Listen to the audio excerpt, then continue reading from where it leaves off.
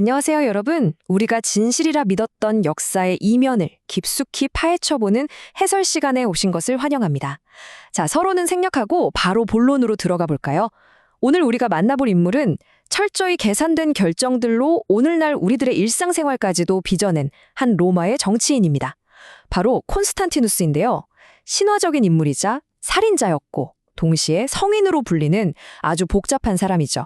시작부터 아주 극명하게 엇갈리는 이 두 가지 모습을 한번 상상해 보세요.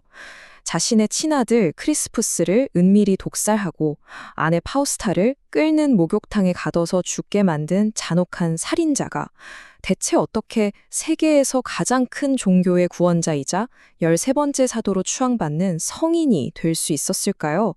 진짜 말이 안 되는 것 같지 않나요? 이 미스터리를 풀기 위해 살인자이자 성인이었던 그의 진짜 얼굴을 먼저 들여다보겠습니다.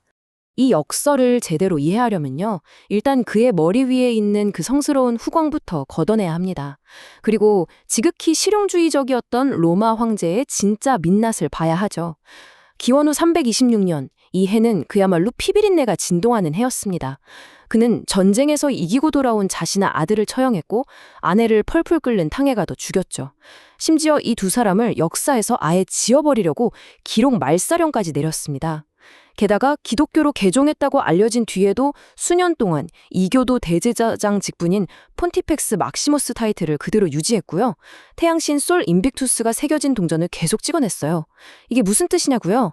그의 세계에서는 종교적 신앙이나 가족보다 자신의 권력이 무조건 영순이었다는 걸 명백하게 보여주는 겁니다. 그럼 이제 탁월한 정치인으로서의 모습을 살펴볼까요? 사실 콘스탄티누스는 평화로운 온실 속에서 태어난 게 아니었어요.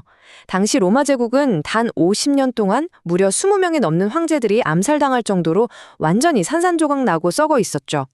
이 혼란을 잠재우려고 디오클레티아누스 황제는 제국을 동서로 나누고 또 정황제와 부황제로 쪼개는 이른바 사도 정치를 도입했습니다.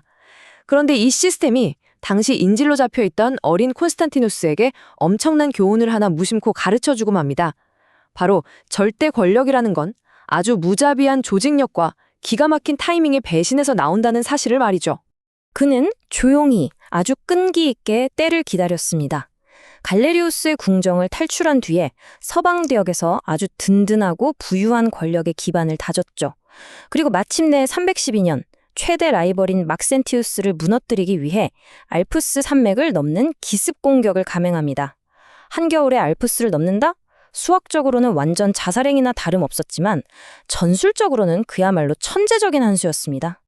이 표식 안에서 너는 승리할 것이다. 밀비우스 다리 전투를 앞두고 그가 하늘에서 이런 환영을 받다고들 하잖아요. 하지만 현실적으로 한번 따져봅시다. 군인들의 방패에 기독교 상징인 카이로를 떡하니 그려놓은 건요, 자신의 완벽한 승리 뒤에는 새로운 신의 든든한 백업이 있다는 걸 주장하기 위한 아주 치밀하고 완벽한 군사 프로파간다였습니다. 이어서 통합의 환상에 대해 이야기해보죠. 여러분, 콘스탄티누스가 기독교를 받아들인 게 단순히 자기 영혼을 구원받고 싶어서였을까요? 절대 아닙니다. 그는 언제 뒤집힐지 모르는 흔들리는 왕좌를 안정시켜야 했고, 그러기 위해서는 기독교인들이 가진 아주 탄탄한 인프라가 미치도록 필요했어요. 끈끈한 주교들, 자선 네트워크, 그리고 그들의 맹목적인 충성심 말이죠.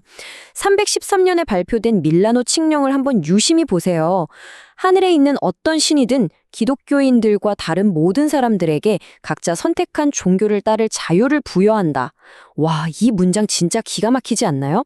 언어가 완벽하게 중립적입니다. 다수인 이교도들의 심기를 건드리지 않으면서도 기독교의 인프라를 쏙 흡수해버리려는 그의 엄청난 정치적 천재성이 바로 여기서 빛을 발하는 거죠.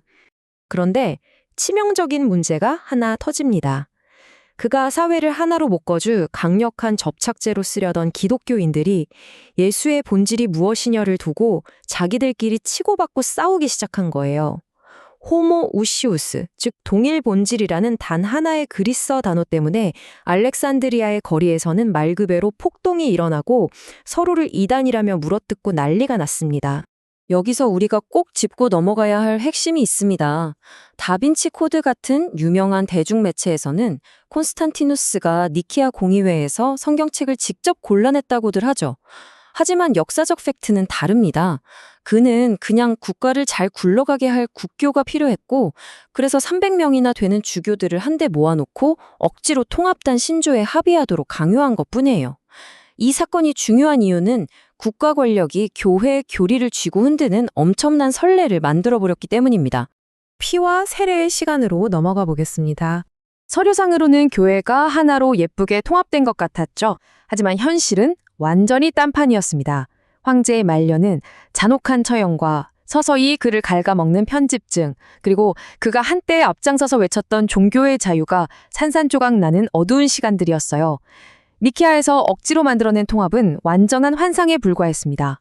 그가 이단이라고 쫓아냈던 아리우스파 주교들은 일단 겉으로는 신조에 서명하는 척하면서 전략적으로 물러났다가 서서히 황제의 마음을 돌려놓고 다시 권력을 잡기 시작했거든요. 반대로 진짜 정통신앙을 지키려던 아타나시우스 같은 인물들은 오히려 유배를 당하고 맙니다. 그리고 여기서 역사의 진짜 기막힌 아이러니가 등장합니다. 교회 전체를 압박해서 정통 교리를 억지로 찍어 누르듯 만들었던 바로 그 장본인이요. 337년 임종 직전에 세례를 받게 되는데, 세상에 그에게 세례를 준 사람이 바로 그 정통 교리를 대놓고 무시했던 이단 주교 니코메디아의 에우세비우스였습니다. 역사라는 게 참 소설보다 더 극적이지 않나요? 마지막으로 오늘날까지 떠도는 콘스탄티누스의 유령에 대해 살펴볼까요? 콘스탄티누스의 이야기는 그가 숨을 거뒀다고 해서 끝난 게 아닙니다. 그가 만들어 놓은 피도 눈물도 없는 정치 기계는 곧바로 그의 후계자들마저 잔인하게 집어삼켰죠. 하지만 그가 세팅해 놓은 교회와 국가의 완벽한 융합이라는 시스템은 끝까지 살아남아서 전 세계의 지형을 바꿔놓았습니다. 교회가 제국의 엄청난 권력과 돈을 얻게 되자 완전히 180도 달라졌어요. 콘스탄티누스 이전에는 핍박받고 숨어 지내던 순교자들의 모임이었다면 이제는 세금도 안 내고 정치적 야망으로 똘똘 뭉친 데다가 국가의 빵빵한 지원을 받는 거대한 권력기관이 된 거죠. 그리고는 결국 자신들이 새로 얻은 그 칼을 휘둘러서 유대인들이나 이교도들, 그리고 자기들과 생각이 다른 기독교인들을 역으로 박해하기 시작합니다. 지금 당장 여러분의 일상생활을 한번 둘러보세요. 우리가 일요일마다 푹 쉬는 주말 문화, 동네에 우뚝 솟은 성당이나 교회의 건축 양식, 심지어는 종교와 국가를 엄격하게 분리해둔 헌법의 내용들까지. 이 모든 게 사실상 1700년 전에 콘스탄티누스가 굴리기 시작한 스노우볼의 직접적인 결과물들이거나 혹은 그 시스템에 대한 반발로 생겨난 것들입니다. 게다가 국가법으로 반유대주의를 합법화해버린 끔찍한 역사적 기원 역시 바로 이 시기와 소름 돋게 맞닿아 있죠. 자, 이제 오늘 준비한 해설을 마무리하면서 우리는 서구 문명의 DNA에 아주 깊숙이 뿌리 박힌 한 명의 유령과 마주하게 됩니다. 십자가와 칼을 하나로 합쳐버린 사람. 기독교가 세계적인 종교로 자리 잡는데 그 누구보다 결정적인 역할을 했지만 그 과정에서 자기 친가족의 피까지 손에 묻혀야 했던 이 남자. 과연 이 사람의 머리 위에 성인의 후광을 씌워주는 게 맞는 걸까요? 우리는 이 지독한 역설 앞에서 깊은 생각에 잠길 수밖에 없습니다. 여러분은 어떻게 생각하시나요?